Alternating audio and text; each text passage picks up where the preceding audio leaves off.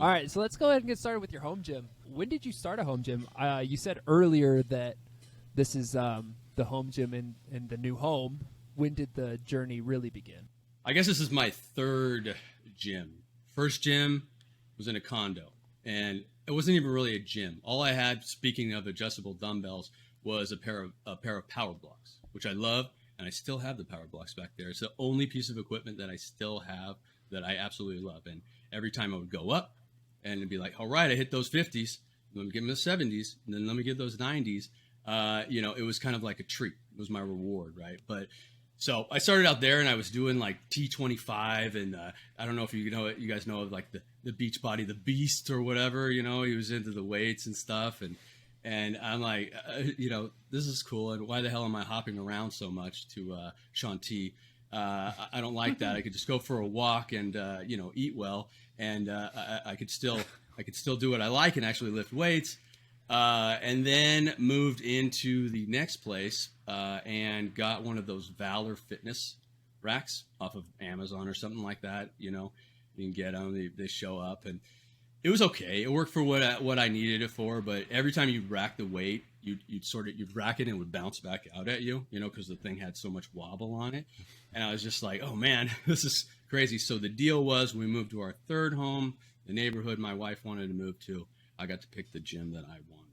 And that's when I discovered Rogue Fitness, and I started out with the foldable RML folding rack or whatever, the long version. And that's the first rack I had. Landmine, what else did I get? The spotter arms, the Matador, and that was basically it, I think. Oh, and the Spud Inc. pulley system that we were talking about. And so that was my home gym originally in this place, and as you can see, it has sort of morphed over time through Craigslist deals and just deciding what I really needed and what I had space for here, and that's the gym. That's the gym now. How many years total? Wow. Oh, so Jinx. Awesome. you guys are in sync. So, you mean that I've had this one, or over the course of when I started to this? So that was 2013. Going from 2013 to 2022, it's sort of morphed into this, and most of the stuff is secondhand, or dented and scratched, or just putting those search alerts in online. So that's how this one evolved. So how many people call your gym their gym? Is it just you? Right now it is. I mean, before COVID hit, there was more people that were coming over here and working out. And actually, no, that's not true. There's nobody that has like a key code or anything to get in here. They're not coming over when I'm not here, if that's what you're asking. But No. yeah, just me that works in here now. And then, I have a buddy come over occasionally to hit a workout. Cool. But mostly just me. All right. What about the biggest mistake you've ever made building out your home gym? The biggest mistake is not having a 3-car garage. Meaning, the deal was when we moved into this house that I got half the garage for a gym and my wife was going to park in the other half. Now, if that was true, the car would be on top of where I'm sitting right now. But this side eventually she's never parked in here. It's always been outside. Just because we have tools and I have my office out here, it just didn't work out. So she reminds me of it every time she comes out here. But it's fine though. I don't really feel like it's a regret because it's given me an opportunity to sort of figure out how to maximize the space in here and decide what equipment is really beneficial to me that I need that's going to take up space in the gym. Cool. And you said your office is out there. Do you mean like YouTube editing, or do you do other home work? Oh no, I do YouTube editing out here. That does not pay the bills. That is not. I make $100 a month off of YouTube. Okay. Gotcha. I'm not popular. You guys screwed up by having me on here. I suck. Yeah. I just try to help people with that. That's more of a hobby, and I just like giving the information out to people. But this, I do manage IT services. So Oregon, Washington, and California do it all sort of business IT solutions. The company I manage, and that's where I'm working right out here. When did you start your YouTube channel? When? God, I don't know. I don't know. Maybe 4 years ago. I don't know. When did you see that video? That was about 4 years ago. 4 years ago, yeah. So Yeah. I guess that it would be about right about then when I started the channel. And Okay. yeah. What would you say, like, you mostly focus on? Like, I mean, I've seen a lot of things on there, but is it just all things home gym, or how would you describe your YouTube channel? Well, as you can tell, like in the very beginning, the videos were just like throwing crap at a wall and just to see what stuck. Like there was no rhyme or reason. And originally, if we want to do the origin story on it, with a buddy of mine and I, we started it together just because we were BSing at the gym talking about different shirts we thought would be cool.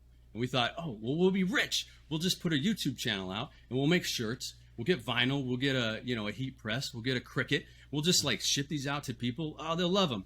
But and then we started looking at the shirts. We're like, nobody's gonna wear that. Those are just crap you say in the gym to your buddies when nobody's looking. Nobody's gonna wear that. So that didn't really pan out, and you can see where the channel sort of took a shift.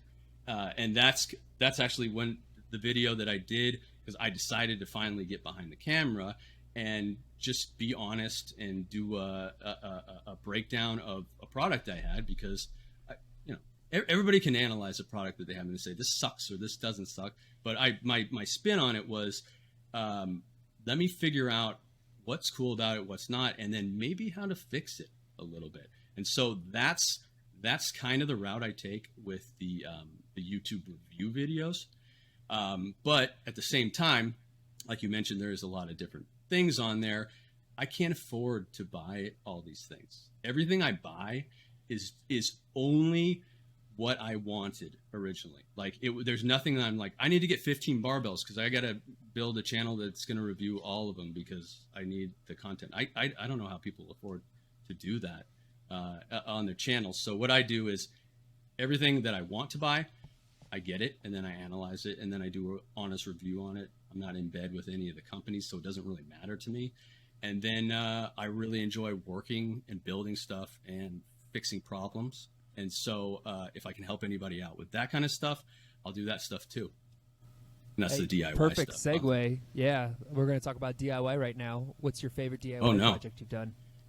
Oh man, I have a couple that I like, but I think the most innovative that I haven't seen before would be either the calf raise machine or the this is like the rack mounted calf raise machine, or the dip, or I'm sorry, not the dip, the belt squat.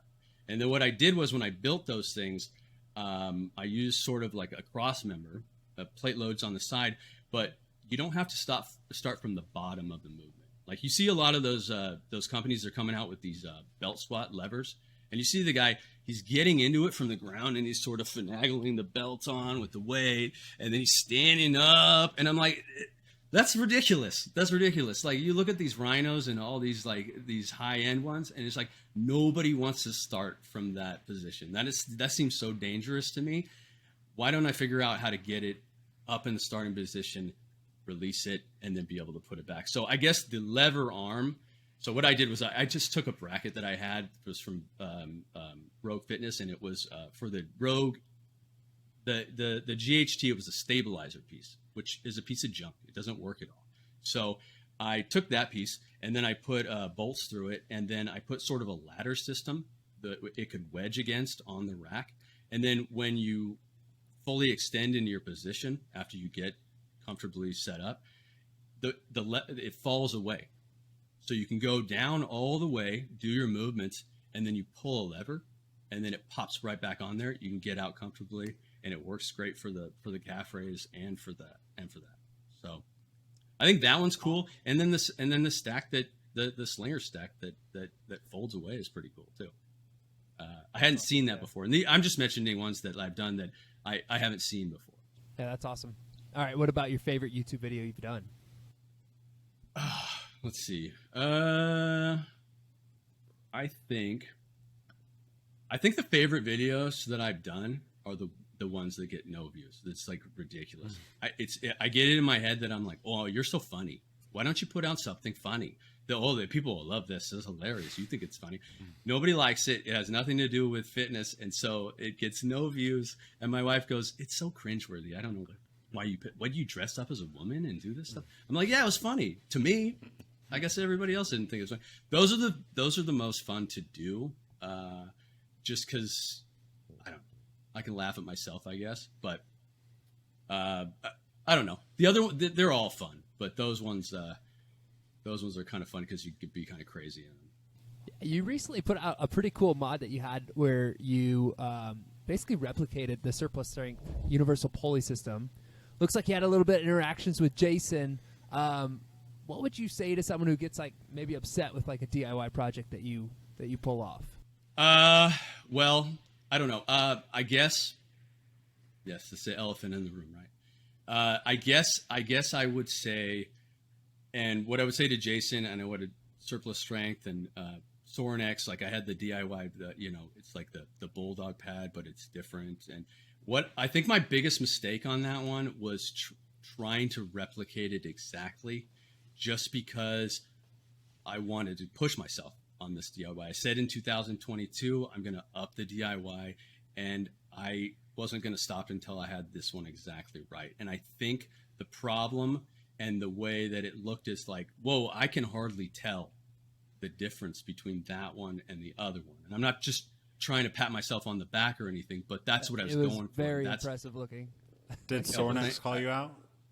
No, see, that's the difference. That's the difference, and that's where I think I screwed up. I did not realize that Surplus Strength was a small company that basically only has this product, and it's a startup, and you're doing these things. And I think initially they maybe thought, oh man, this guy's really screwing us over, that he's giving away the keys to the castle here.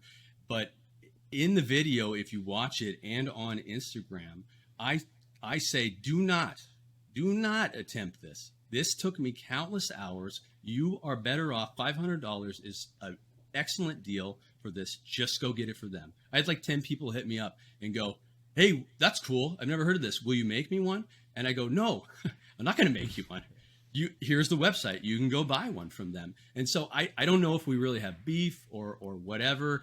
I direct messaged them and I said, hey, you'll see when the YouTube video comes out. I'm not trying to, if anything, I'm deterring people from making this. But in answer to your question, Sorinex, see, and that's where I was like, it's cool. I'll just, I can continue to do these ones. Nobody has a problem. But Sorinex is a big company. And Sorinex go, we see you, Frogman, because I called mine the tadpole, right? But it was subtly, it wasn't like there was a subtly different. They go, we see you, Frogman. It had an adjustable pad. Like they don't have an adjustable pad. So what I normally do is try to make it like a little bit different or maybe a little bit better of a feature, depending on where your chest is. Maybe you want it higher, and they don't really have a problem with it. And so I guess I was going off of that interaction into this one, and I didn't expect that reaction. But I direct message and be like, I show them screenshots. I'm like, look, I just told this guy to go buy it. So there's like 10 people.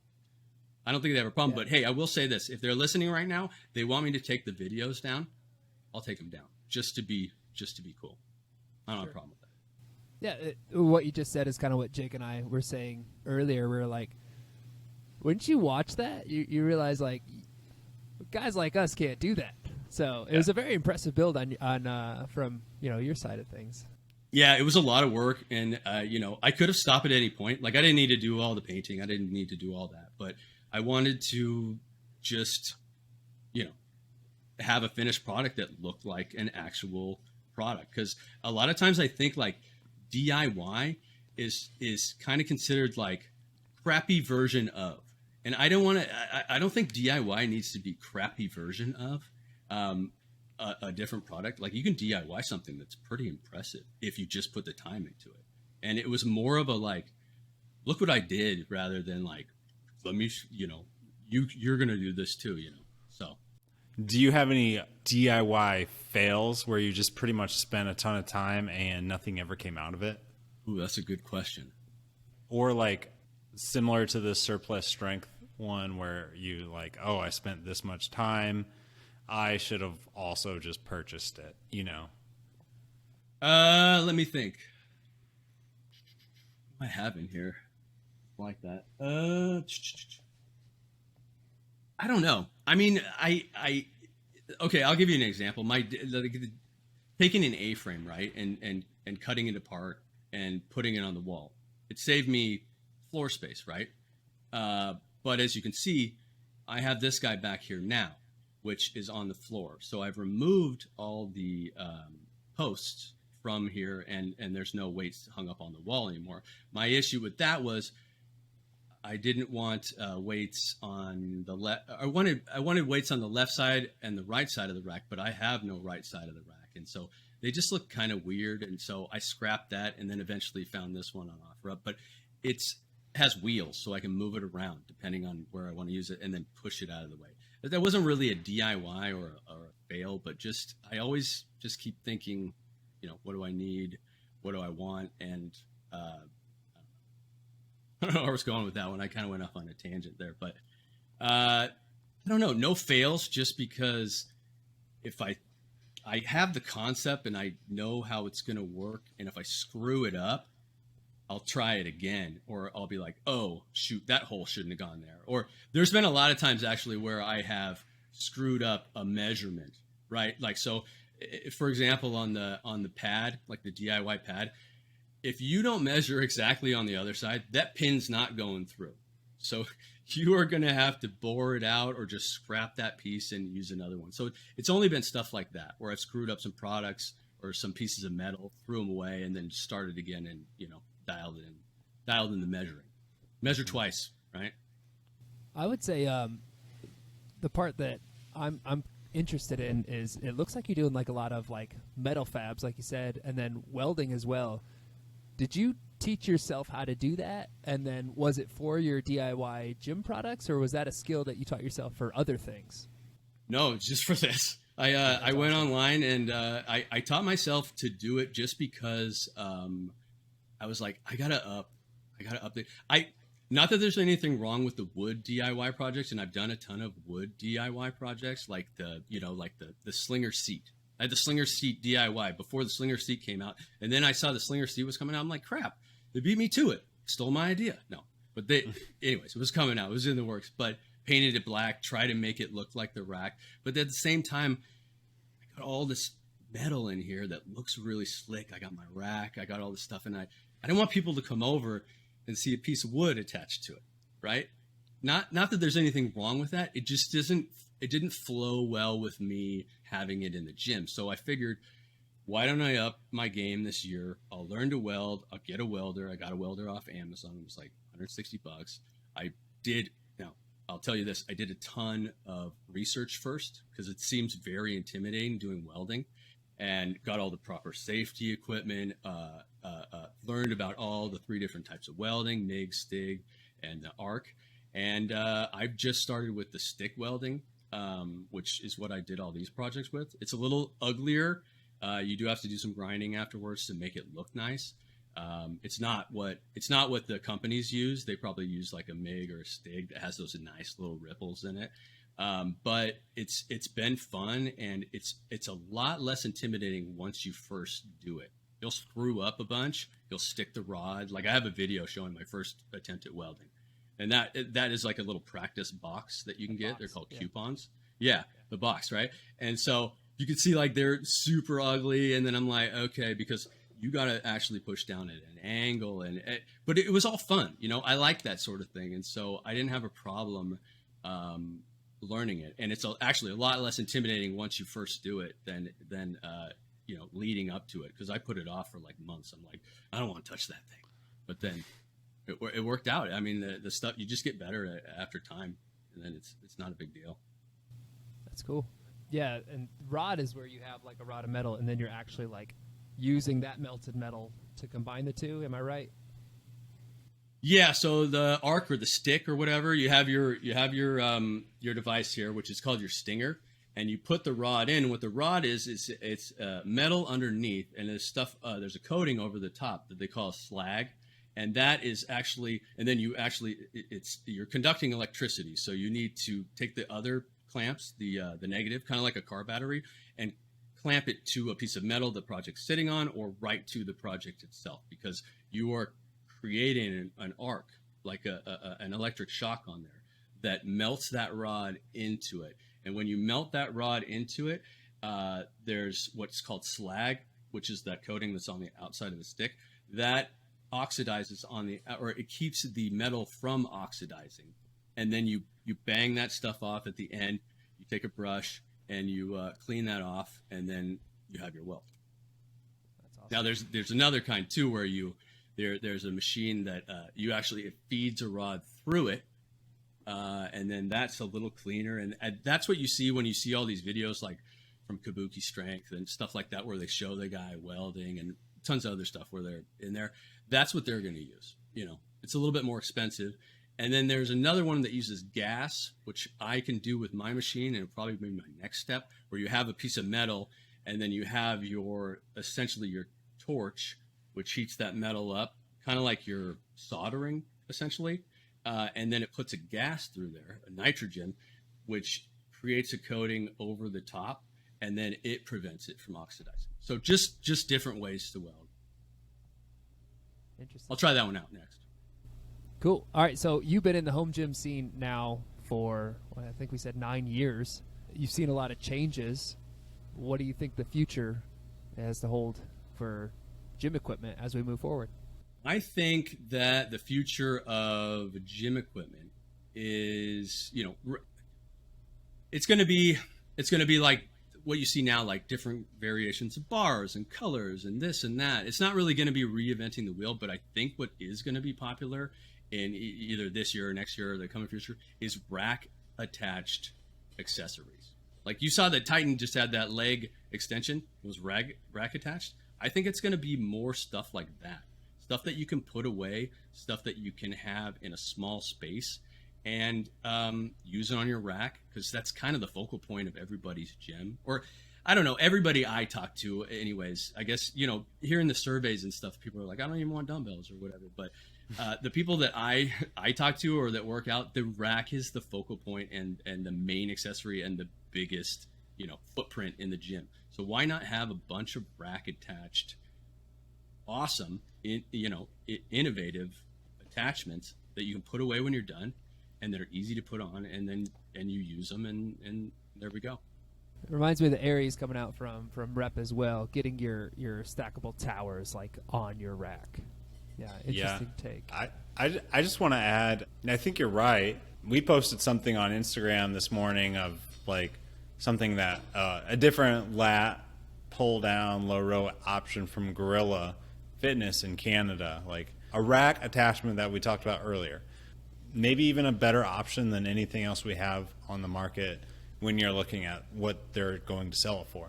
But just to add to what Aaron said, about rack attachments, I can see something becoming more popular rather than adding new machines to your gym, is adding like 2 more posts to your gym that is just like a section where you can replace rack attachments. So like you can add your leg extension / leg curl and then take it off and add your jammer arms. Or you can take that off and add what other rack attachments are there? Like a step up or your Echo GHD. So just like something that you can always have a squat rack there, and then also like something next to it or enough space away to where you can basically replicate an entire gym with rack attachments that can go in and out. It's going to take some time to continue to create better options to what we have today, like that Titan leg curl / leg extension. We haven't tested it out, but it seems like it's too heavy for most people. So like I'm sure there's going to be in a year someone's going to have something where it's 40 pounds, just as stable, but it'll be easier to shift in and out. So I think like there's a lot more minds on rack attachments these days. So it's going to continue to get better. I think that's a great... Sounds like an adult jungle gym, and that I am into. All right, guys, that wraps it up. We want to thank Aaron for joining us tonight. Aaron, can you tell people where to find you? Curls in the Rack, at Curls in the Rack on Instagram, Curls in the Rack, YouTube, and curlsintherack.com, surprisingly. Awesome. Curls in the Rack, my favorite movement. Did you guys like tonight's episode? Be sure to follow Garage Gym Experiment on Instagram to take part in the surveys. Stay active on the website to get up-to-date content and building out your home gym. And give us a follow on YouTube and keep listening to the Garage Gym Experiment podcast. Jake, do you have anything else for the people? No. You heard it from the boss. That's it, guys. Bye.